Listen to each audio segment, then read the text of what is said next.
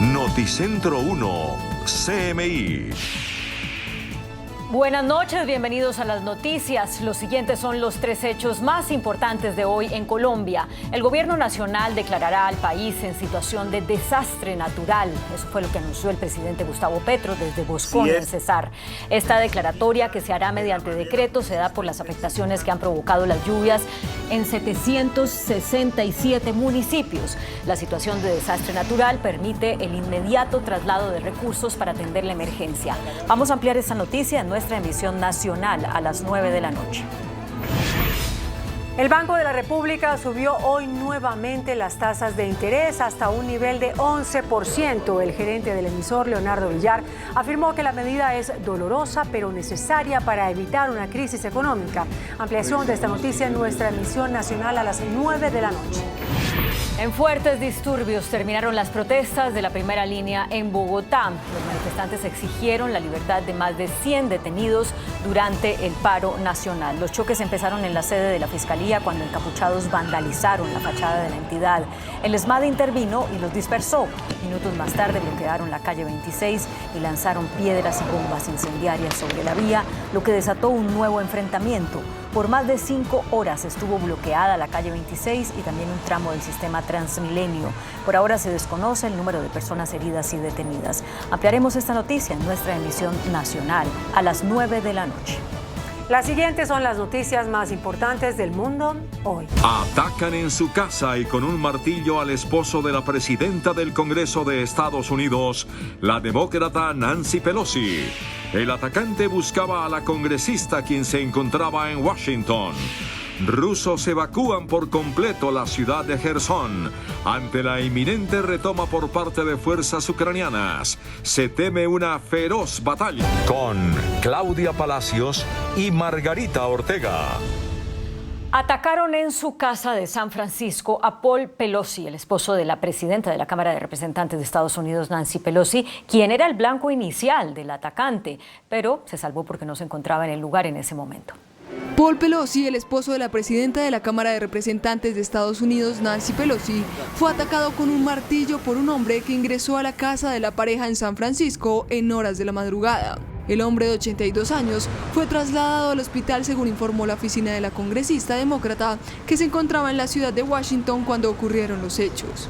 Esta mañana temprano, un asaltante irrumpió en la residencia de Pelosi en San Francisco y agredió violentamente al señor Pelosi. El agresor está bajo custodia y se investiga el motivo del ataque. El señor Pelosi fue llevado al hospital, donde está recibiendo excelente atención médica y se espera que se recupere por completo. Las autoridades ya revelaron más detalles y la identidad del atacante.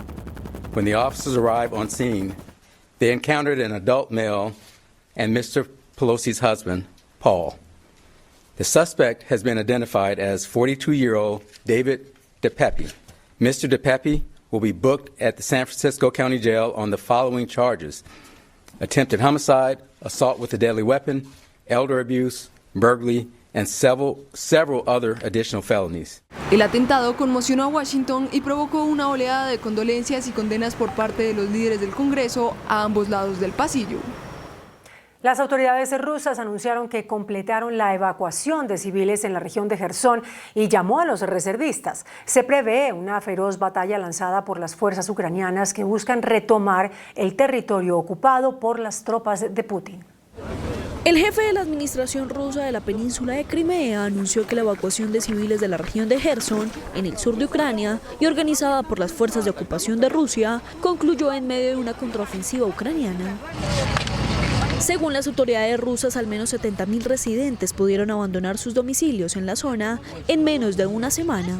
Los civiles han salido por buses, trenes y otros por barcos a través del río Dnipro después de las advertencias de una inminente ofensiva ucraniana para recuperar la ciudad. Por su parte, las autoridades ucranianas señalaron que se observa el fortalecimiento del grupo enemigo en la región de Jersón, en donde se han movilizado hasta 1.000 soldados. Cabe recordar que en esta región Ucrania ha logrado recuperar ya más de 90 localidades en su contraofensiva, lo que provocó la evacuación de toda la administración prorrusa de la ciudad. El multimillonario Elon Musk cerró la compra de Twitter. Ahora es el dueño, luego de despedir a varios altos ejecutivos de la compañía y su anuncio relacionados con el futuro de esa red social, cuyas acciones dejaron de cotizar en Wall Street. Elon Musk, el CEO de Tesla y SpaceX, inició en abril una cruzada fundamentada con un intento por imponer la libertad de expresión en la plataforma. 6 meses más tarde, y con la acción 36% más cara, la pelea llegó a su fin.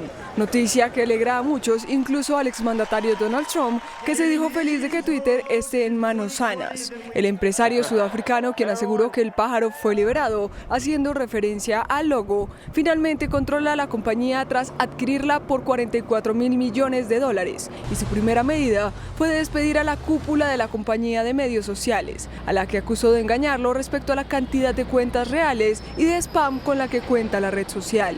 Fue un largo viaje el que llevó al hombre más rico del mundo a hacerse con la plataforma, que pese a estar lejos de ser la más rentable, ganó un rol de privilegio en la discusión pública a nivel global. China continúa con la férrea aplicación de su política de COVID-0 mientras el resto del mundo recupera el ritmo de vida previo a la pandemia.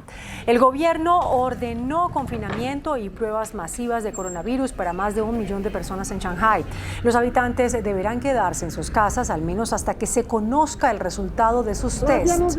La medida recuerda a las tomadas durante el verano boreal que derivaron en un confinamiento de 2 meses en toda la ciudad de 25 millones de personas, que devastó la economía local y causó desabastecimiento de comida. Y Chile se encuentra en alerta por el COVID, tras confirmar que hubo un incremento de 65% en los contagios en tan solo 2 semanas. El Ministerio de Salud confirmó esta información después de revelar que en las últimas 24 horas hubo 7.366 nuevos casos.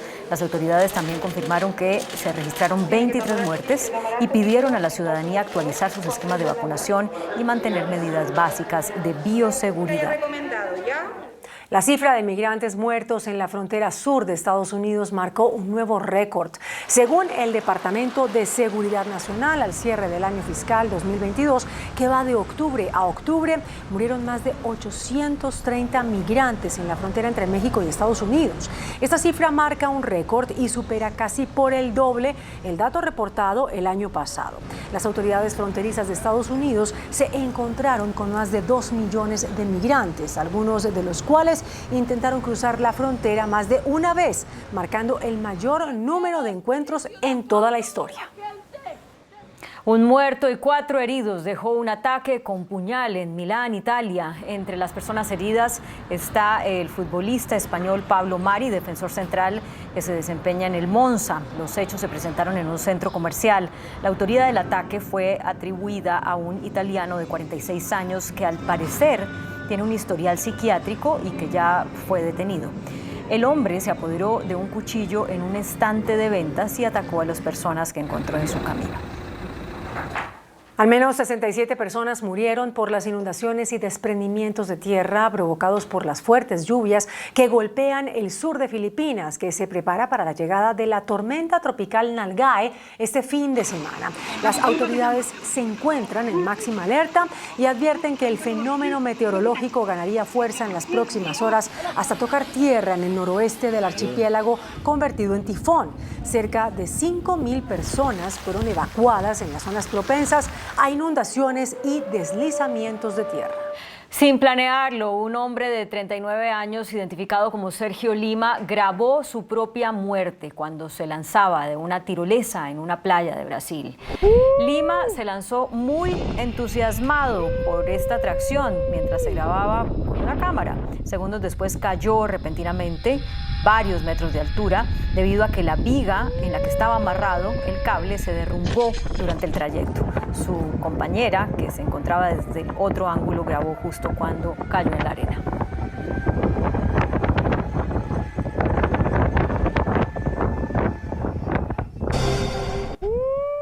El Museo Nacional de Taiwán reconoció la rotura accidental de 13 reliquias históricas por negligencia de su personal. E incluso algunos políticos acusan a su director de encubrimiento del suceso y pidieron su dimisión. Se trata de 13 tazones de las dinastías Ming, 2 de ellos adornados con dibujos de un dragón y de flores que resultaron dañados durante labores de clasificación realizadas en los últimos 2 años. Las reliquias tienen un valor combinado superior a los $6 millones. La compañía estadounidense Shift Robotics presentó su novedosa propuesta, los Moonwalkers, unas zapatillas que prometen mejorar un 250% la velocidad al caminar. Un equipo de ingenieros en robótica afirma haber fabricado los zapatos más rápidos del mundo, que pueden hacer caminar 3 veces más rápido, pues aumentan la velocidad en torno al 250%. No tienen nada que ver con el hipnótico paso de baile de Michael Jackson, pero son conocidos como Moonwalkers. Parecen patines futuristas. Se trata de una suerte de sandalia que se acopla a cualquier calzado mediante correas ajustables. Funcionan con un algoritmo que permite avanzar sin ningún control manual. La magia radica en un motor eléctrico de 300 vatios que da energía a las 8 ruedas bajo la suela, haciendo que estas zapatillas sean parecidas a los rollers que se usan para patinar. La buena noticia es que el usuario no debe hacer equilibrio ni afrontar un aprendizaje solo apto para habilidosos del deporte. Este invento regula la velocidad de sus ruedas cuando va cuesta abajo para que los usuarios no pierdan el control. Además, utilizando simples movimientos de pie, es posible cambiar entre los modos Shift, donde las ruedas pueden girar libremente mientras el usuario camina, y Lock, en el que permanecen bloqueados en su lugar. Muy buenas noches. Nido de ratas es el nuevo libro que prepara el escritor, guionista, dramaturgo, senador Gustavo Bolívar, invitado esta noche. Nido de ratas es un libro. Ya lo va a terminar. Estoy por la mitad. ¿En qué consiste? Bueno, Nido de ratas es la historia no contada de la corrupción en Colombia. Digamos que muchos periodistas han estado contando la historia de la corrupción a través de sus columnas, sus investigaciones, y el país conoce gran parte de lo que pasa, pero no conoce el trasfondo de la corrupción. Y yo, como un escritor privilegiado que tengo la oportunidad de infiltrarme dentro de unas mafias políticas, de conocerlas de cerca, de vivir el día a día de la corrupción, pues no me perdonaría la oportunidad de desperdiciar la oportunidad de contarle al país cómo funciona el mecanismo. Entonces, ¿recuerdan una serie brasilera que hablaba sobre lo que pasó con Odebrecht, que se llamaba El Mecanismo? Pues quiero contar el mecanismo de la podredumbre, corrupción en Colombia. Pero ¿cómo llama usted al Congreso mafia? Hay mafias dentro del Congreso, hay mafias dentro de los gobiernos, dentro de las alcaldías, dentro de las gobernaciones. Es un país muy podrido, es un país que se lo roban a pedazos a diario, y digamos que parte de la pedagogía para que la gente aprenda a elegir, para que la gente aprenda a no confiar en ciertas personajes que son muy encantadores, pero que por detrás traen el puñal para traicionar a la gente, para robarse los recursos públicos, pues con Nido de Rata yo quiero que la gente se aterre, que salgamos de esa zona de confort donde ya perdimos la capacidad de asombro y de repente digan, wow, no pensamos que esto fuera así. A ver, senador Bolívar, deme usted, por favor, un ejemplo de mafia en el Congreso. Bueno, primero le doy un ejemplo de mafia, cómo comprar una gobernación y una alcaldía. Después porque por ahí empieza el libro. Entonces resulta que esto es un caso de la vida real. 5 jóvenes de Córdoba se reúnen un día, de familias pudientes, algunos hijos de ministros y todo, gente que ha amasado dinero con la corrupción. Eso no es ficticio. No, esto es real. Entonces dicen, compremos una gobernación. Y uno dice, pero ¿cómo puedo comprar yo un gobernador, una gobernación? Entonces dicen, la campaña vale 5.000 millones, pongamos cada uno 1.000 y compramos la gobernación, es nuestra. Entonces, efectivamente ponen los 5.000 millones, consiguen el candidato, le advierten que él va a tener propietarios, eligen al candidato y se vuelve un gobernador. Y apenas llega el hombre, le dicen, usted solo nos firma. y se apoderan de las secretarías de gobierno, de salud, la Secretaría de Tránsito, y empiezan a robarse esa gobernación y amasan una fortuna fabulosa. Pero como ellos quieren ir más allá, dicen, pero la plata está en Bogotá. No, pero perdón, pero eso sucedió. Eso sucedió y sucede. Hacen como decir, venga, ya me compremos una cámara y pongámosla a funcionar, reunámonos 4 socios, pongamos la plata y pongamos la cámara a funcionar. Y eso ocurrió en Córdoba. Eso ocurrió en Córdoba y ocurre en otros departamentos. ¿Y usted lo va a denunciar? Sí. ¿Con nombres propios? Con nombres propios. ¿Con nombres propios? Sí, sí, sí. ¿Y qué pruebas tiene? Pues un relato que he obtenido de una de esas personas que en un arranque de no sé si... Arrepentimiento. De arrepentimiento quiere contar, esa persona está presa, él quiere contar cómo funciona la corrupción. Entonces, parte del libro se refiere a entrevistas que he hecho a corruptos y otra parte a lo que he vivido yo. Pero entonces, usted me dijo ahora, Córdoba y otros departamentos. Sí, lo que pasa es que ellos ya cuando compran ese gobernador no quieren más dinero. Dicen, aquí están los miles de millones, pero los billones están en Bogotá. Entonces, se vienen a Bogotá y hacen la misma operación. Dicen, necesitamos tener las mayorías del consejo para someter al alcalde. Entonces, compremos concejales, así como ir al supermercado, vamos a comprar unos concejales. ¿Cuántos? 12. ¿Cuánto vale cada concejal? 1.000 millones. Entonces pongamos los 12.000 millones entre todos y compramos 12 concejales. Entonces ponen la campaña de cada uno, lo eligen y finalmente, cuando ya tienen la mayoría del consejo, van donde el alcalde, que en ese momento era Samuel Moreno, y le dicen, bueno, ¿cómo vamos a trabajar? Tenemos la mayoría del consejo. Y ahí es cuando empieza toda esta bola, este carrusel de la contratación, porque ellos, contrario a lo que uno pide, lo que uno piensa, no piden el gerente de una empresa ni nada, sino los secretarios jurídicos, que son los que tienen la clave para certificar que este contrato está bien hecho, etcétera, y esos secretarios jurídicos de todas las entidades. Entonces empiezan a armar ese tramado de corrupción, a robarse la ciudad. Es un tramado en el que participan todos los partidos, que es una cosa que yo le digo siempre a la gente. Nosotros en las redes sociales nos matamos por defender a estos o a los otros, pero ellos cuando se unen no piensan en la gente, se van de frente y se roban todo. Entonces miren, en el carrusel de la contratación había, el contralor era Miguel Ángel Morales Rusi, que es conservador. Condenado. El personero era un indígena, que era Rojas Birri. Condenado. Que lo cogieron con un maletinado lleno de plata. El que hace el enlace entre los Nule y los Moreno es un congresista liberal, Olano. Condenado también. Entonces aquí tenemos conservador, indígena, liberal. Los Nule, condenados. También. Y entonces los concejales que participan en eso son de todos los partidos. Todos los partidos. Condenados también. Y el alcalde de la izquierda. O sea, pero condenados. Todos condenados, sí, algunos, digamos que hay unos que se han salvado ahí. Pero eso es lo que pasó y ahí arranca el libro con una anécdota muy, muy pintoresca. Y es que uno de estos corruptos cita a otro corrupto en Miami para hablar con los hermanos Moreno. Y resulta, le dice, yo lo recojo a tal hora en Bal Harbour, que es un centro comercial allá. De estrato 18. Estrato 18, llega en su Lamborghini y encuentra que el tipo se ha puesto una pinta de $100.000, cinturones, Gucci, bueno, no decir marcas, zapatos, se viste. Y le dice, no, si para donde vamos no necesita esa pinta, póngase esta pantaloneta. Dice, pero ¿cómo así? Dice, no, es que vamos para otro lugar. Entonces le ponen la pantaloneta, llegan al sitio, parquean el carro por la Ocean Drive, por allá por la 45 puede ser, y llegan a la playa de Miami y le dice, la reunión es allá adentro, entre el mar. Entonces resulta que los hermanos Moreno y su asesor jurídico están entre el mar, con el agua acá, y la cita es ahí. Y le dice, pero ¿por qué ahí? Dice, porque es que usted tiene la costumbre de grabar todas las conversaciones, entonces vamos a hacer el negocio allá entre el agua. No, entonces, eso no lo conoce la gente. ¿Eso es en serio? Eso sí, parecería ficción. Pero no, eso es realidad. ¿Y usted qué pruebas tiene de eso? Pues el relato del señor que va manejando el Lamborghini, él es el que me cuenta esa historia.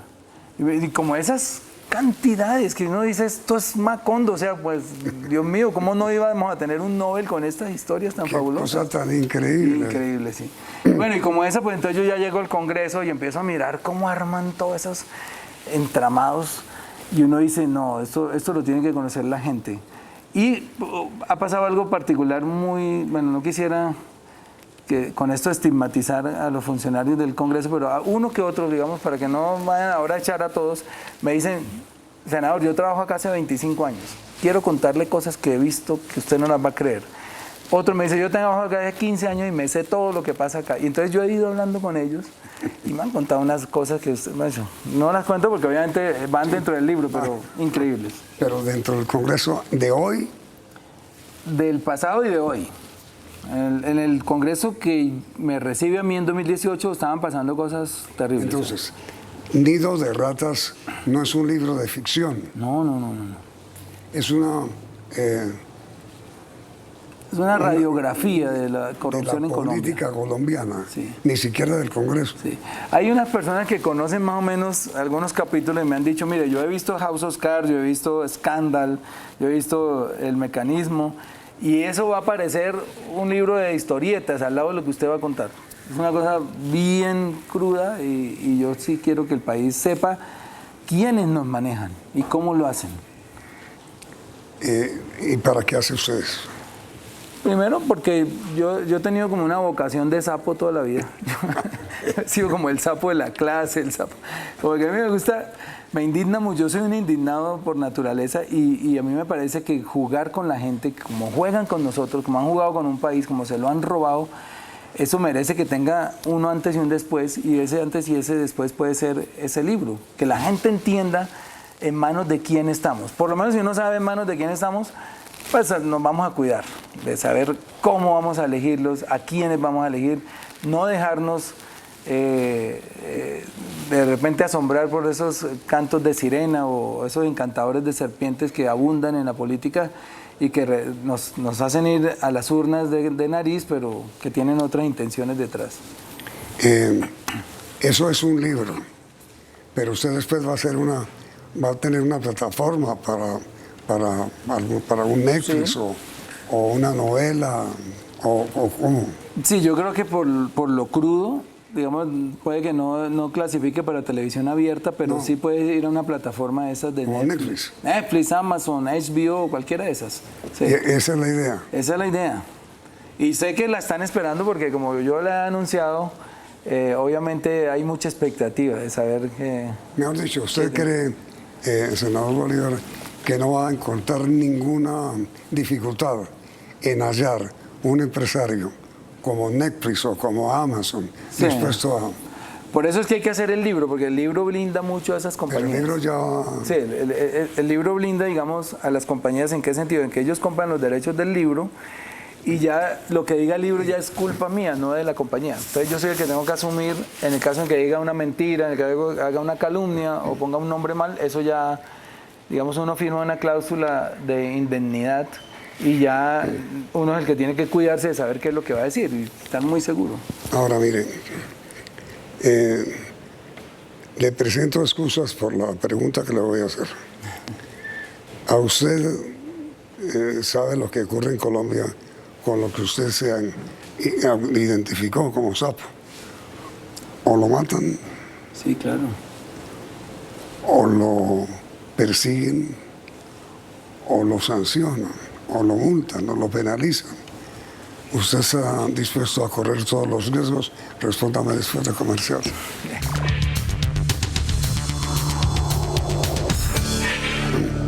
¿Y usted, el senador Bolívar, está dispuesto a asumir todos los riesgos que va a correr con su libro Nido de Ratas? Sí, es una pregunta que yo también me hago a veces porque estos son proyectos suicidas prácticamente, porque tocarle pisar los callos a la mafia política de este país es bien peligroso. Mira, los políticos son tan peligrosos que se quedaron con los bienes de la mafia. O sea, los narcotraficantes arriesgan la vida, se meten a un negocio ilícito, perseguidos todo el tiempo para conseguir unas mansiones y todo, y hoy las tienen son los políticos. Entonces yo decía que día les quedaba mejor a los que tenían ambición de tener fincas con piscinas y grandes propiedades, meterse a la política, hacerse a la dirección de la SAE y robarse todos los bienes. Sin arriesgar nada, salen en televisión, son famosos, andan por la calle custodiados y se quedaron con los bienes de la mafia. De ese tamaño estamos hablando de la peligrosidad de la política. Entonces, obviamente hay muchos riesgos, muchos. Usted está hablando de la sociedad de activos especiales, claro, que hoy no tiene nada. Claro, acabamos de llegar en el nuevo gobierno y encontramos con el nuevo director, que es un chico que trabajó conmigo, se llama Daniel Rojas, que hay una cantidad de bienes desaparecidos, de carros lujosos desaparecidos, miles de vacas que se han decomisado y que no saben dónde están. Y esos bienes están en manos de testaferros de los políticos, porque los políticos son los que van a donde el presidente a decirle, bueno, yo le apoyo esa reforma tributaria, pero déme la SAE, o yo le apoyo esa reforma tributaria, pero déme tal entidad, y llegan a saquearlas. Eso es parte de lo que vamos a contar. La mermelada que llaman. Eso, sí, que románticamente le decimos mermelada, pero realmente son entidades que ellos les entregan para saquear, por un lado, y por el otro lado para esclavizar electoralmente a sus empleados. Y con esos votos es que se eligen. Entonces, es una cosa de nunca acabar. Por eso, la pregunta es buena porque uno dice, bueno, ¿yo qué voy a ganar con esto? Pero yo digo, bueno, es mi vocación y alguien tiene que en la sociedad hacer ese trabajo, porque si nos callamos todos, si el silencio es de todos, pues nunca vamos a saber la verdad. Y bueno, estoy con Dios, soy creyente y sé que me cuida. Pero entonces, una primera cosa que queda clara es que después del libro Nido de Ratas... Tengo que irme a vivir a Australia. ¿Ah? Tengo que irme a vivir a Australia. O a Madagascar. Pero hasta ya no me preguntas, sino que después del Nido de Ratas, a usted le va a quedar muy difícil volver a Colombia. Es una de las cosas que tengo contempladas. Sí, yo lo sé, pero prácticamente que es como un autodestierro. Cuando uno se mete a enfrentar estas mafias, tiene que pagar un precio. Pero yo, digamos, va a estar en unas condiciones económicas de poder hacerlo bien, digamos, de poder tener una buena seguridad y no lo puede, cuando lo han intentado hacer otras personas que no tienen cómo cuidarse, obviamente han muerto, los han matado, los han desterrado, amenazado, es muy difícil. ¿Y usted le ha contado al presidente Petro la idea del Nido de Ratas? Sí, él sabe. Como estuve compañero de él 4 años en el Congreso, le escuché muchas historias que yo he ido notando, pero en un momento dado le voy a pedir el favor que me las deje publicar. Mejor dicho, que permita utilizar lo que él le contó. Exacto, sí. Sin necesidad de una entrevista especial. De hecho, también he hablado con miembros de guerrillas desmovilizadas que nos han dicho cómo trabajaban con ciertos alcaldes o ex paramilitares que nos han dicho cómo se hacían al botín de lo público apoyando ciertas alcaldías. Es que esto ha sido yo no sé este país, Yamil, cómo sobrevive. Este país es milagroso. Ha sobrevivido a 5 carteles de drogas, a 7 grupos guerrilleros, a no sé cuántas bacrines, a una clase política voraz, a miles de políticos corruptos y todavía estamos en pie. Esto es un país milagroso, la verdad. Es increíble cómo hemos sobrevivido a tanta alimaña. Y eso va a ser Nido de Ratas. Sí, exactamente. ¿Y qué otra fuente importante tiene usted dentro de la programación para entrevistar en el libro? Bueno, mire, hay expedientes que se quedan como a medio camino, que uno cuando un magistrado tiene un caso, por ejemplo el caso del cartel de la toga, hay expedientes que tienen hasta 2 metros de alto, o sea, tienen 100.000 folios. Un magistrado no tiene el tiempo de leerlos. Y muchos de esos casos se han quedado por ahí perdidos. Presidente de la Honorable Corte Suprema de Justicia. Imagínense, en una sociedad hay 2 sectores que no se pueden corromper, porque ahí sí hay que apagar e irse, que son el periodismo y los jueces. Porque digamos, cuando hay corruptos y hay quien los denuncia desde el periodismo y quien los juzgue desde la justicia, pues uno dice, esta sociedad tiene un camino. Pero ya cuando el juez, el magistrado, un togado, imagínate, un presidente de la Corte Suprema vende los fallos, uno dice, ya tocamos fondo. Ahí sí ya tocamos fondo, que fue lo que pasó el cartel de la toga. Personas que para llegar a ser magistrados necesitan 30, 40 años de ejercicio, mucho estudio y sin embargo se venden. Entonces uno dice, no, estamos muy mal como sociedad. Y lo mismo pasa con algunos periodistas. Digamos que yo he identificado que son los 2 sectores que nunca se pueden corromper para que la sociedad tenga una esperanza. Son el periodismo y la justicia. Mejor dicho, estoy llegando a la conclusión, senador Bolívar, de que usted siguió la historia desde el comienzo de Woodward y Bernstein. Más o menos, sí, es algo parecido, sí. Pues sí, Sí, sí. que usted va a investigar un tema aparentemente de policía. Y terminó descubriendo otros más grandes. No, pues ¿cómo? Un escándalo que le costó la presidencia a un jefe de Estado como el presidente Nixon. Sí. Garganta profunda. Sí. Sí, Garganta claro. profunda por fin se descubrió, ¿no? Era la clave de los que estaban interviniendo ahí. Sí, claro. Eso puede pasar acá. Yo siempre he tenido esa vocación. Perdón, eso puede pasar, no, sino eso es lo que va a pasar. El Woodward Bernstein, hecho no dos, sino uno, Sí. para una novela que se llama Nido de Ratas. Exactamente. Yo quiero que eso sea como el libro de referencia de la corrupción en Colombia. Es decir, usted pasará de ser un novelista a ser un investigador. Exacto. Yo, de hecho, en el pasado ya hice un par de investigaciones en mis comienzos como periodista, pero lo abandoné. Pero ahora he retomado con fuerza eso, pues ya hay otras condiciones, mayor facilidad para investigar, más gente que lo puede rodear a uno y que uno puede contratar para esas investigaciones. Usted sería el garganta profunda de... Más o menos yo podría ser garganta profunda, porque lo cierto es que se puso de moda. De hecho, tengo una investigación ahí ya por sacar, y es como el gobierno pasado y los antepasados nos grababan a nosotros, nos tenían chuzados. Eso es un escándalo que hizo la revista Semana antes de que Ricardo Calderón saliera. Pues ¿cómo? Las carpetas secretas del ejército. No, senador Bolívar, ¿y qué tal los cables que se descubrieron en la Corte Suprema de Justicia? Sí, sí, sí, y un micrófono encima del magistrado. Eso sí, es una práctica que tal vez pudo haber empezado ahí en los años 70 en el gobierno de Nixon, pero que ha continuado y hoy es latente, sí. Ahí tenemos una investigación también importante. ¿Y cuándo proyecta usted terminar el libro Nido de Ratas? Pues mira, parte del retiro de la política es ese. La película de Amor a Primera Línea, de la que ya le hablé ayer, y El Nido de Ratas requieren tiempo, requieren investigación. Entonces yo creo que ese libro podría estar como a finales del año entrante, más o menos. Pero entonces, ¿qué va a ser primero? Amor, la película. Amor a Primera Línea. Amor a Primera Línea, sí. Y primero, el libro Amor a Primera Línea. Sí. Segundo, la película. Amor a Primera Línea. Pero yo al tiempo he ido escribiendo el libro ya lleva un avance. ¿Hace 2 libros al tiempo usted? Sí, claro. Y calcula para el año entrante el libro, a finales, y este Amor a Primera Línea, sí, yo creo que para junio, junto con el guión de la película, y empezar a rodar la película como después de junio, cuando yo abandone ya el Congreso. Y perdóneme, para el libro Nido de Ratas, ¿ya tiene editor? Ahí, no, te puedo mostrar, me han caído 3 o 4. Dice, ¿con quién vas a publicar? Aquí están las puertas abiertas, sí, hay muchos. ¿Puede mencionar alguna? Sí, me escribieron de Planeta ya. ¿Planeta? Le pidió primero. Sí. Y ya la escogió. Yo le dije que pues, cuando tuviera un borrador más avanzado les mostraba. Pero no te decidió todavía. No he decidido, porque yo también he escrito con Random House, con otras.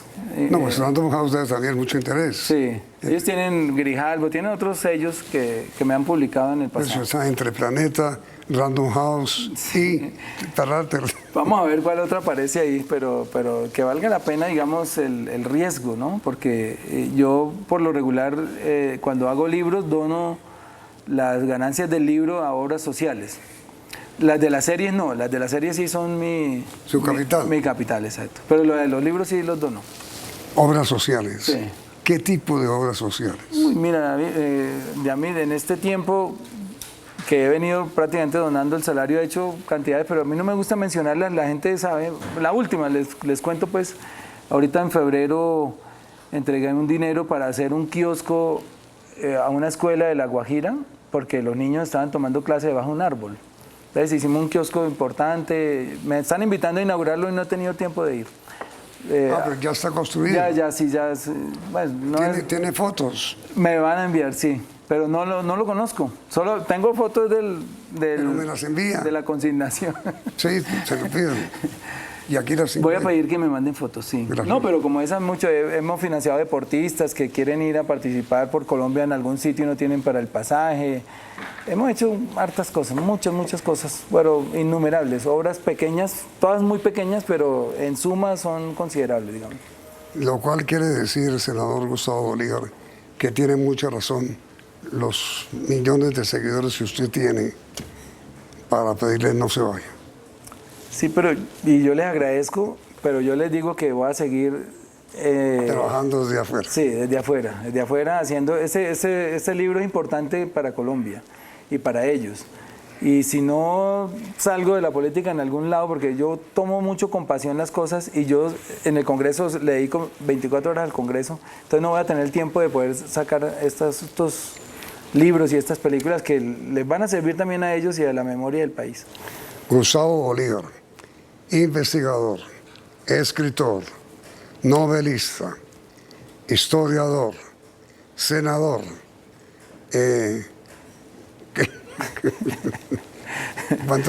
¿Cuántos seguidores tiene usted? 1,000,000 y pico. 1.400.000 en Twitter y como 400.000 en Instagram. ¿Tuitero? Sí, yo soy tuitero, por excelencia, sí. Muchísimas gracias por aceptar estas entrevistas. Nunca me han hecho ese honor de hacerme 3 programas. No, pero ha sido muy justo porque considero que el país tenía razón, o tiene razones para conocer estas verdades suyas, porque la verdad no existe. Sí, son 1000 verdades. Sí, es su verdad. Bien, 1000 gracias, Yamil. Muchas gracias, senador Bolívar. Y a ustedes, televidentes, gracias por la sintonía. Y los invito a que continúen aquí, en Noticentro 1. CMI.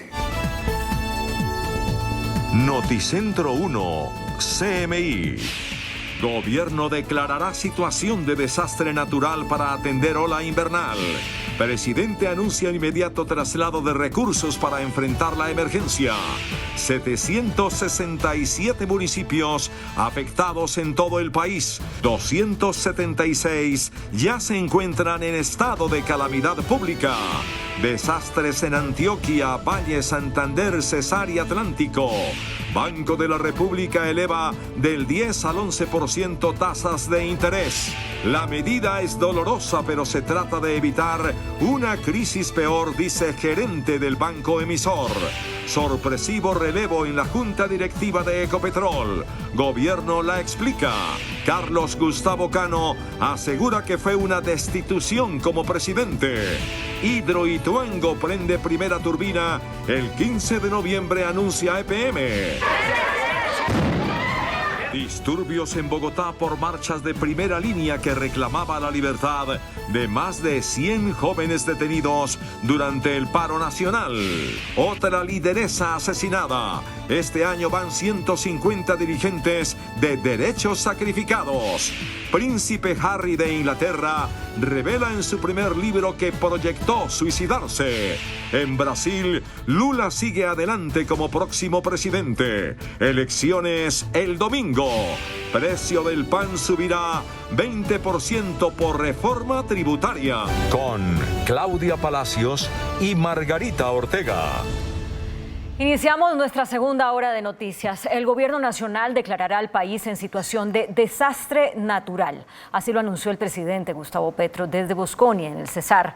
La declaratoria se da por las afectaciones que ha provocado el invierno en 767 de los 1.103 municipios del país. El fuerte invierno que no ha cesado en este 2022 ya tiene a 747 municipios afectados, de ellos 276 con declaratoria de calamidad pública. Por eso el presidente dijo que como ellos no pueden atender la situación de desastre natural directamente, lo asumirá el Estado colombiano, su gobierno. Le toca a la nación y también podríamos colapsar, hay que decirlo, si esto se intensifica de la manera como se está intensificando. ¿Qué vamos a hacer nosotros como nación? El lunes, en el Consejo Nacional de Riesgo, se declara desastre natural en Colombia. Esta declaratoria de desastre natural la hará amparado en la Ley 1523 de 2012. La declaratoria de desastre nos va a permitir mover recursos que se presupuestaron por el anterior gobierno y que son el presupuesto de este año, lo que queda porque estamos a final, moverlos de partidas que no se están ejecutando, por ejemplo, hacia el objetivo de atender a la población en crisis. Crisis por las inundaciones y crisis por el hambre. El presidente también anunció desde Bosconia Cesar, donde asistió a un puesto de mando unificado para atender la ola invernal, la transformación del subsidio solidario. El programa de ingreso solidario que Duque creó en tiempos de pandemia y que se acaba este 31 de diciembre, no dejaron dinero para el año entrante, lo vamos a transformar en esto que queda del año de tal manera que una madre cabeza de familia sola pueda recibir 500,000 pesos mensuales. Dice el presidente que con esta ayuda esas madres podrán salir de la línea de pobreza. Crecen las emergencias y los damnificados como consecuencia de las fuertes lluvias en diferentes regiones del país. Así luce la fractura en el asfalto sobre la vía Cali-Buenaventura, a la altura del kilómetro 59 del municipio de Dagua, Valle del Cauca, ocasionada por las intensas lluvias, lo que obligó a las autoridades a determinar medidas para la circulación vehicular a través de contraflujo y restricciones. El transporte de carga será el sector más afectado, teniendo en cuenta que de Cali hacia el puerto del Pacífico tardaba en promedio 2 horas y media, pero ahora este recorrido aumentará 120 minutos más, es decir, 4 horas. Las condiciones climáticas también cobraron la vida de un hombre, el cual quedó sepultado por un deslizamiento de tierra cuando se desplazaba por la antigua carretera Cali-Buenaventura.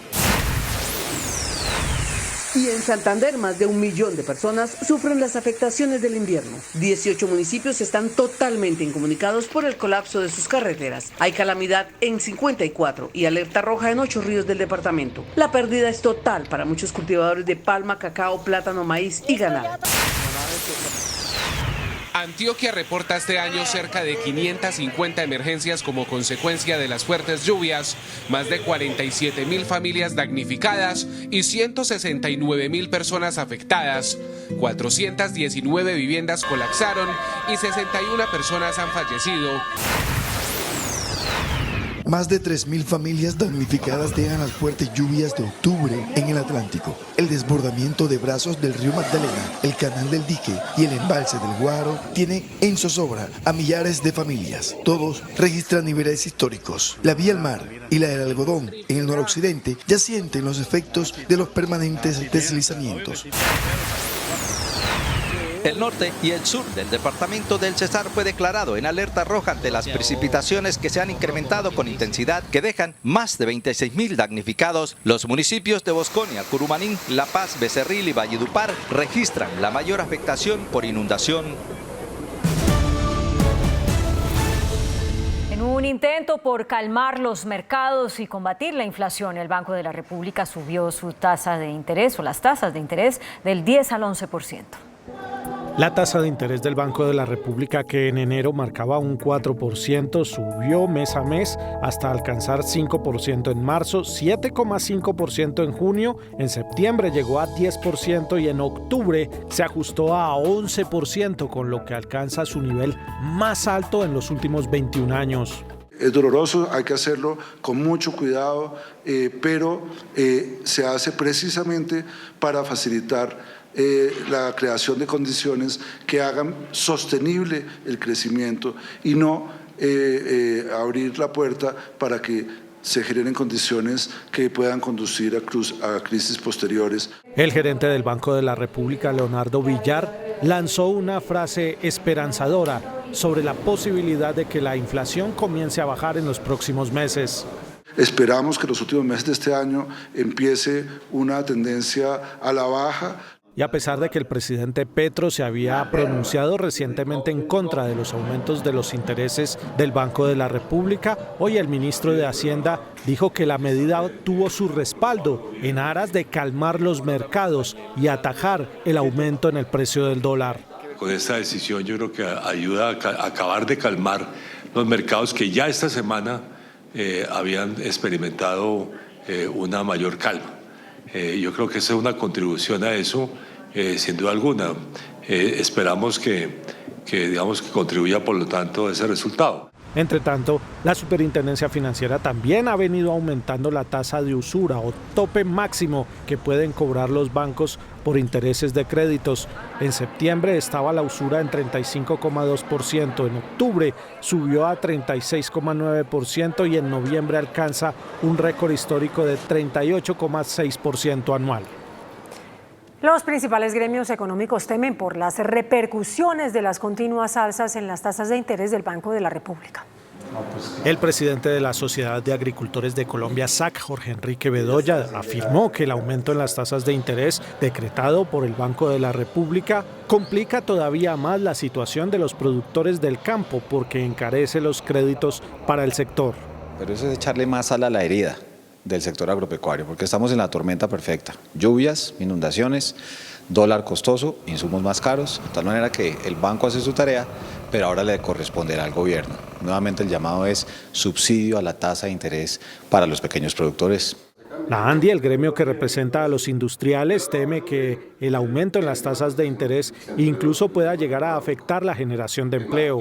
Eso en una situación de crisis o eventual recesión, evidentemente va a tener un efecto grande sobre las compañías, sobre la capacidad de generar empleo y sobre la capacidad de generar oportunidades. A su turno, el presidente de FENALCO, Jaime Alberto Cabal, afirmó que si bien se busca frenar la inflación, el aumento de tasas frena el crecimiento económico. Sorpresivo relevo en la Junta Directiva de Ecopetrol. Fue removido Carlos Gustavo Cano de la presidencia de la Junta y fue designado como presidente Saúl Catán. En una decisión sorpresiva, Carlos Gustavo Cano fue removido de la Junta Directiva de Ecopetrol después de ser elegido en la pasada Asamblea General de Accionistas el pasado lunes. La determinación se dio durante la elección de los 5 nuevos miembros que asumirán el nuevo rumbo de la petrolera. La Junta Directiva, ahora conformada por el gobierno del presidente Gustavo Petro, decidió remover de la presidenta al excodirector del Banco de la República en una decisión que corresponde netamente al mayor accionista, que es el gobierno nacional. Nadie lo destituyó, entonces por lo tanto es un término absolutamente incorrecto. Simplemente se anunció una decisión que no se había realmente tomado porque la Junta continuaba. Entonces hoy por fin se discutió la propuesta del gobierno digamos que, repito, es el accionista ampliamente mayoritario de Ecopetrol de la Junta que el gobierno había propuesto. Por el momento, Cano se mantendría en la Junta como representante de los accionistas minoritarios. A través de la Superintendencia Financiera de Colombia, Ecopetrol anunció como nuevo presidente de la Junta Directiva de la compañía a Saúl Catán. El ministro de Hacienda, José Antonio Campo, explica las decisiones. Debo decir que la Junta que hemos escogido y que escogió la Asamblea en días pasados es una Junta de excelencia, como se ha dicho ampliamente, y eso refuerza el gran compromiso del gobierno y del Ministerio de Hacienda como cabeza de las inversiones en Ecopetrol, de seguir consolidando Ecopetrol como la gran empresa de Colombia. El presidente de la República, Gustavo Petro, afirmó que todas las medidas van encaminadas en aumentar el valor de Ecopetrol, lo que justifica la llegada de Saúl Catán. Saúl Catán logró subir el valor de la ETB de manera sustancial en mi alcaldía. Hoy tiene el reto de dirigir como presidente de la Junta Directiva y en nombre de la mayoría accionaria de propiedad pública el incremento de valor de la empresa más grande de Colombia, Ecopetrol. Por otro lado, la nueva Junta Directiva estaría dando el respaldo a Felipe Bayón para su continuidad al frente del grupo empresarial. Empresas Públicas de Medellín reveló que el próximo 15 de noviembre se pondrá en funcionamiento la primera turbina de Hidroituango.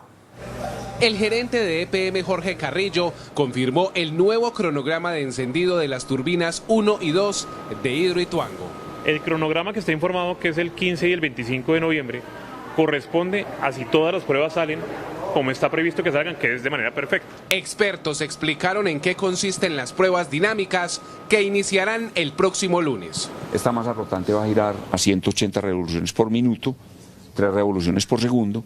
Cuando esa máquina empiece a girar, muy seguramente va a tener vibraciones, y si esas vibraciones se miden bajo unos esquemas definidos. El gobernador de Antioquia, Aníbal Gaviria, reaccionó a las nuevas medidas adoptadas por la Unidad Nacional de Gestión del Riesgo en los municipios de influencia del proyecto. Lo que haya que hacer para garantizar la vida y para eliminar y disminuir los riesgos, lo vamos a hacer.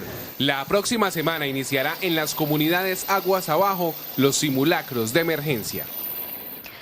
En fuertes disturbios terminaron las protestas de la primera línea en Bogotá. Los manifestantes pedían la libertad de los más de 100 jóvenes detenidos durante el paro nacional. Los choques empezaron en la sede de la Fiscalía, cuando integrantes de la primera línea, que pedían la libertad de 130 detenidos, vandalizaron la fachada e intentaron entrar por la fuerza en la entidad. El SMAT intervino y dispersó a los manifestantes.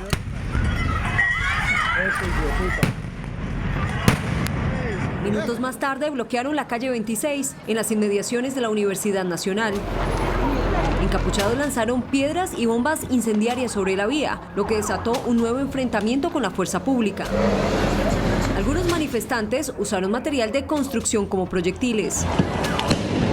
Por más de 5 horas estuvo paralizada la calle 26 y un tramo del sistema Transmilenio. Por ahora se desconoce el número de heridos y detenidos.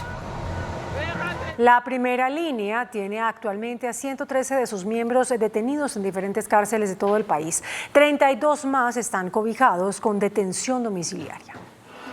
La situación de los miembros de la primera línea, que encabezaron las protestas sociales de 2020 y 2021, de acuerdo con la campaña Objetivo Libertad, no más montajes judiciales, que agrupa a cerca de 50 ONGs que los defienden, es la siguiente. Hay 228 personas de la primera línea judicializadas, 113 de ellas con medida intramural en centro carcelario o centro de detención, 32 con medida domiciliaria, es decir, están en sus casas pero recluidas, 43 no se ha establecido la situación, 39 procesados han quedado en libertad por vencimiento de términos o por revocatoria de la medida de aseguramiento, y hay una persona deportada, ciudadana alemana. ¿Qué es lo que buscan los congresistas del Pacto Histórico? El propósito no es garantizar condiciones de impunidad. El tema es que se ha creado una mesa de trabajo para que se estudie caso a caso para verificar exactamente en qué funda la Fiscalía, que es el ente acusador, la judicialización de estos muchachos. Dicen que en vez de amnistía o indulto, el presidente de la República puede nombrar a las personas de la primera línea como gestores de paz. El presidente de la República podría, como se hizo hace ya muchos años en el caso de Karina con las FARC, pedir la libertad de estas personas para que ellos puedan ser gestores de paz, apoyar el proceso de paz que se está adelantando. La controversia sobre la situación de los miembros de la primera línea sigue latente en el Congreso de la República, mientras hoy protestaron estos miembros en las principales calles de Bogotá. Fue asesinada una lideresa social en Cauca. No cesa la violencia contra líderes sociales en Colombia. En las últimas horas fue asesinada en Morales, Cauca, Yermi Chocue Camayo. La lideresa de 25 años fue asesinada cuando se dirigía a su vivienda, según información de las autoridades. Tenemos aproximadamente 100 comuneros asesinados de lo que lleva este año, 2022. Dentro de ellos tenemos ya con la compañera Jamie 13 mujeres. Este año han sido asesinados 150 líderes sociales. Pues sí, la situación de asesinato de líderes se ha vuelto a disparar y vamos a tener un incremento este mes con respecto al mes pasado si siguen las cosas como van, desafortunadamente. Este año también se han perpetrado 86 masacres. Roberto Vidal, presidente electo de la Jurisdicción Especial para la Paz, anunció el respaldo institucional de la JEP a las iniciativas de paz total del gobierno. La Jurisdicción Especial para la Paz tiene el compromiso total con la transición de Colombia hacia la paz.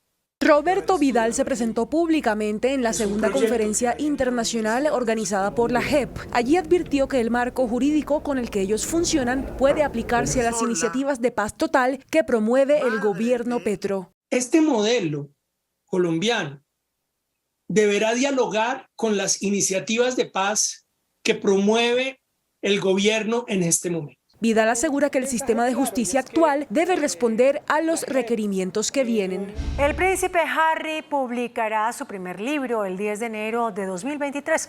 Allí relata los momentos más difíciles de su vida y confiesa que estuvo a punto de suicidarse y cómo un juego de bolos salvó su vida.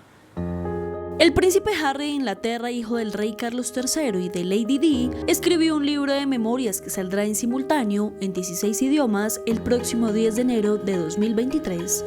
El libro se llamará En la sombra, Spare en inglés, y está siendo presentado por Penguin Random House como un relato narrado con honestidad cruda e inquebrantable y lleno de percepción, revelación, autoexamen y sabiduría ganada con esfuerzo sobre el poder eterno de amor sobre el dolor. Uno de sus capítulos más fuertes es en donde relata cuando tomó la decisión con su esposa, Meghan Markle, de abandonar la familia real y cómo los bolos le salvaron la vida. Meghan y yo acabábamos de decidir que íbamos a abandonar a la familia real y fue una época realmente oscura para nosotros. Un día yo estaba vagando en las calles de Los Ángeles con una cerveza de 40 onzas en una mano y un revólver en la otra, listo para ponerle fin a todo, cuando vi un edificio con un gran aviso neón que decía Hollywood Store Lane. Así que pensé, al carajo todo, y entré. Allí estaban jugando este juego que yo nunca había escuchado, llamado bolos. Supongo que es un juego muy popular en América. Tú tomas una bola grande y pesada y la lanzas contra un grupo de pines que intentas derribar. Cuando estás en la línea de bolos, todo lo demás desaparece y solamente está el sonido de la bola rodando y la caída de los pines. Es como un tipo de yoga, pero para hombres fuertes y modernos. Sobra decir que me enganché enseguida. Así fue como los bolos salvaron mi vida ese día. El libro de 416 páginas también se lanzará en una edición de audio leída por el príncipe Harry. No se revelaron los términos financieros, pero Harry, el duque de Sussex, usará las ganancias de Spare para donarlas a organizaciones benéficas británicas. A solo 2 días de la segunda vuelta presidencial en Brasil, el líder de izquierda, el expresidente Luis Ignacio Lula da Silva, aumentó, según las encuestas, ligeramente su ventaja sobre el actual presidente Jair Bolsonaro. Ambos se enfrentaron hoy en su último debate antes de los comicios. Desde Sao Paulo, nuestro corresponsal Pau Ramírez. Buenas noches, Pau, adelante con la información. ¿Qué tal? Saludos, compañeras de Colombia, desde Brasil, donde ahora mismo se está celebrando el último debate electoral antes de las elecciones de este domingo. Un debate que, con la mayoría de la población ya con el voto decidido, busca apenas captar el voto de los miles que todavía permanecen indecisos.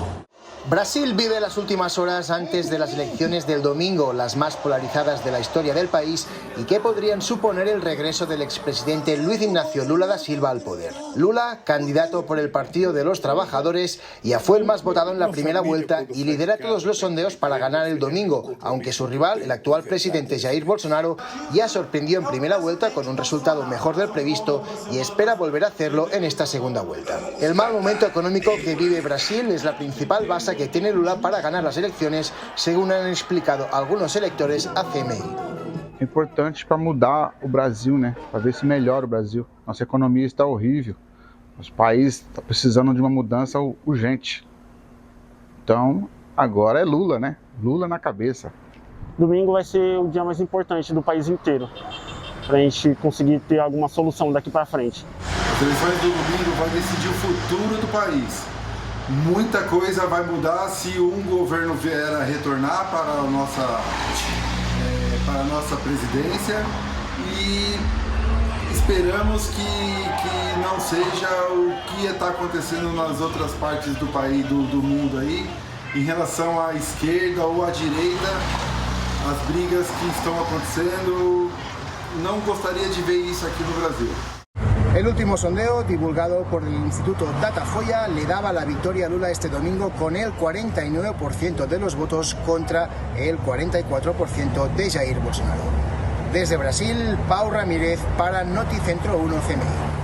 Pau, muchas gracias. Y de nuevo en las noticias de Colombia, un informe de la policía y la fiscalía revela que 111 integrantes de bandas dedicadas a los homicidios y al narcotráfico en Bogotá han sido detenidas este año. Además, 14 delincuentes son buscados por Interpol. Los casos de personas torturadas y embolsadas en Bogotá son atribuidos principalmente a las bandas del Tren de Aragua, los Maracuchos y los Satanás, quienes tienen una guerra en la capital por el control de la droga. Homicidios en donde los cuerpos terminan abandonados en bolsas plásticas en la ciudad. Se han registrado hasta el momento 23 casos este año. Se han logrado esclarecer 12 de esos casos. Según cifras de la policía y la fiscalía, 111 integrantes de las bandas dedicadas al narcotráfico y a los homicidios han sido detenidas, entre ellos 30 del Tren de Aragua, 10 de los Maracuchos y 6 de los Satanás. Además, hay 12 órdenes de ubicación internacional. Estas víctimas de los casos de homicidios en donde los cuerpos terminan en bolsa, en su mayoría son pertenecientes a esas mismas estructuras. Según revela el distrito, en la capital, pese a los casos de embolsados, los homicidios se redujeron.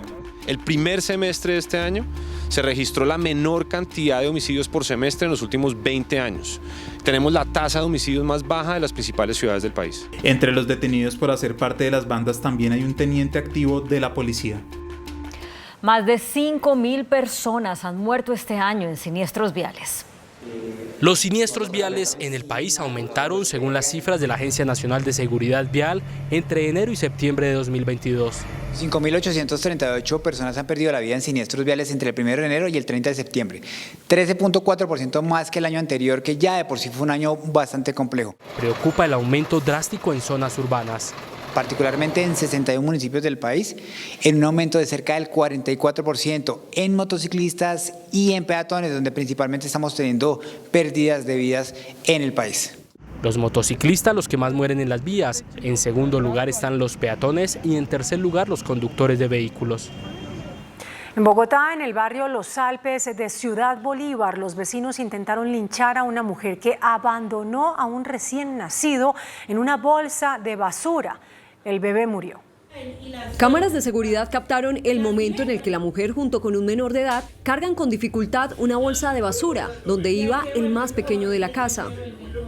La desalmada madre no solo obligó a este niño a cargar la bolsa con su hermanito adentro, sino a abandonar al bebé en un basurero aún con vida. Utiliza también a sus otros hijos para sacar al recién nacido, a este neonato, en una bolsa y después abandonarlo. La comunidad se percató de la situación e intentó reanimar al pequeño, pero falleció camino al hospital. La indignación se apoderó del barrio Los Alpes en Ciudad Bolívar. Vecinos intentaron linchar a la madre. La madre del menor evidentemente está puesta a disposición de las autoridades. Se está investigando el caso por un posible homicidio. El Instituto Colombiano de Bienestar Familiar asumió la custodia de los 3 hijos de esta mujer, cuya captura será legalizada en las próximas horas. Es importante. La alcaldía de Bogotá denunció a un conductor que agredió verbalmente a 2 auxiliares de tránsito que le pidieron mover su vehículo para no obstruir una vía. La alcaldía de Bogotá identificó y denunció a este joven que agredió a 2 guías de tránsito por pedirle que moviera el vehículo que estaba estacionado en una zona prohibida. Es inadmisible que un hombre con ese estereotipo de macho machote que tiene una gran camioneta agreda a 2 mujeres. El hecho se registró en la autopista norte, cuando el joven que se transportaba en el carro del papá salió envalentonado y en un acto de soberbia y agresividad humilló a las funcionarias. Son 2 tipos penales, el de violencia contra servidor público no es excarcelable, el de la injuria es conciliable. Las guías de tránsito están para corregir los comportamientos de los ciudadanos, no tenían autoridad para imponerle un comparendo. La directora de la Asociación Nacional de Fabricantes de Pan, Marcela Morales, advirtió que el precio del pan subirá 20% como consecuencia de la reforma tributaria. El estudio de la agremiación que representa a panaderías y fabricantes de pan en el país señala que el impuesto a los alimentos ultraprocesados golpeará al sector. Gradualmente se registrará un impuesto el cual se reflejará en el consumidor. El impacto será del 10% en 2023, 15% en 2024 y 20% en 2025. Si nos vamos a los alzas sin contar la inflación, ni el salario mínimo, ni otros temas, pues en 24 meses, es decir, para el año 2025, podríamos estar iniciando un año con un pan que ya estaría sobre los 800 pesos. En Colombia se tiene un total de 26.000 establecimientos de panadería con más de 400.000 puestos de trabajo. Los productores de caña de azúcar fortalecerán la producción de este producto y posicionarán a nivel local e internacional una marcha para impulsar las exportaciones en más de 800.000 toneladas. El sector agroindustrial de la caña le apuesta a un crecimiento entre el 10 y el 15% en productividad para alcanzar cosechas de hasta 25 millones de toneladas al año. Nosotros somos hoy el quinto producto agrícola que tiene las mayores exportaciones de Colombia. Y en ese sentido, pues estamos también trabajando para mantener, por supuesto, esa calidad. Porque para que ese pequeño productor pueda tener una mejor práctica que lo lleve a producir más toneladas de caña, necesita acompañamiento. Además de las exportaciones, la sostenibilidad en el desarrollo agrícola es otra de las prioridades del sector. Precisamente el consumo hídrico en este proceso se redujo en un 50%. No utilizamos insecticidas, ningún producto químico, sino que criamos insectos que controlan nosotros. Y en el tema de herbicidas se usa muy poco, de pronto una aplicación al año, máximo 2, y se está trabajando mucho aumentando el área de caña orgánica, que ya es cero químicos. Entonces es un área muy sostenible. Los representantes de este gremio se unieron en una misma marca, Corazón de Caña, que se posicionará en el mercado nacional e internacional. En Colombia hay 244.000 hectáreas de caña de azúcar. El invierno ha inundado los cultivos de 5 departamentos, retrasando la cosecha. El sector hace un llamado al gobierno nacional para que atienda las emergencias de manera urgente. Desde Cartagena, Luisa Fernández, Noticentro 1, CMI. La reducción en las tarifas de energía sigue provocando polémica. El gobierno insiste en que será algo progresivo, pero en las regiones, como en la costa caribe, piden inmediatez. Tras la rebaja de 2.7% anunciada por el gobierno en las tarifas de energía en el país, hoy, ante líderes comunales, alcaldes y congresistas, la ministra Irene Vélez dijo que esa disminución es una primera etapa y que en el último mes del año habrá una renegociación de los contratos de energía. Tenemos que seguir avanzando y nuestra segunda fase en términos regulatorios se expresará a finales de este año. Indicó que significaría una nueva rebaja para los primeros meses de 2023. Ahí la región Caribe va a ver nuevamente una mayor reducción en esas tarifas, eso mientras seguimos trabajando en las soluciones estructurales. El alcalde de Barranquilla pidió celeridad en medidas que permitan una equidad en las tarifas. Lo único que le pedimos, ministra, como región es que sea rápido, porque la gente está sufriendo. La verdad es que producir hoy un pan en el Caribe es más caro que producirlo en el resto del país. Igual consideraciones tiene la Superintendencia de Servicios Públicos. Es como decía la ministra, apenas goteras, tapar goteras. Hay cuestiones estructurales que estamos mirando, como es los elementos que hacen parte de la tarifa, los componentes que hacen parte de la tarifa, lo estamos revisando. Las reuniones de la ministra en Barranquilla con autoridades y líderes comunales son previas al diálogo regional que encabezará este sábado el presidente Gustavo Petro. El presidente de la Asociación Colombiana de Ingenieros de Petróleos, Luis Guillermo Acosta, afirmó que la reforma tributaria afectará negativamente la inversión y la competitividad del sector. Para la industria petrolera, los cambios en la reforma tributaria son insuficientes y se esperan modificaciones de fondo en el informe de ponencia que se radicará la próxima semana. La mayor preocupación persiste en la no deducibilidad de las regalías, que se explica en el descuento que tienen las empresas a la hora de pagar el impuesto de renta. La propuesta busca eliminar dicho descuento. Perdemos competitividad con todos los otros países del mundo que quieran invertir en Colombia.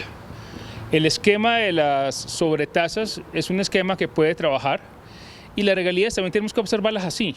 Se insiste en la importancia del sector petrolero para la autosuficiencia energética del país. El índice de capitalización de la bolsa que mide el comportamiento de las 20 principales acciones cerró al alza.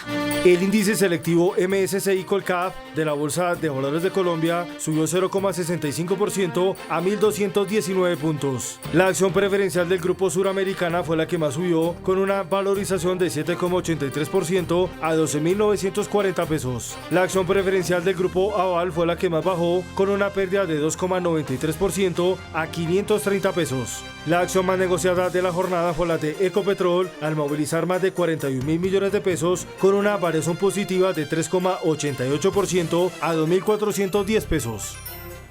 El dólar cerró a la baja. Indicadores económicos en Noticentro 1, CMI. La tasa representativa del mercado que regirá hasta el próximo lunes será de 4.819 pesos con 42 centavos. Los profesionales del cambio compran la divisa en promedio en 4.700 pesos y la venden en 4.800 pesos. Un euro cuesta 4.818 pesos. La libra de café en Nueva York se cotizó a $1.69. El azúcar se transó en 17,62 centavos de dólar la libra. El barril de petróleo WTI se cotizó en $88.38. La referencia Brent para Colombia se cotizó en $94.22. Una acción de Ecopetrol cuesta 2.410 pesos.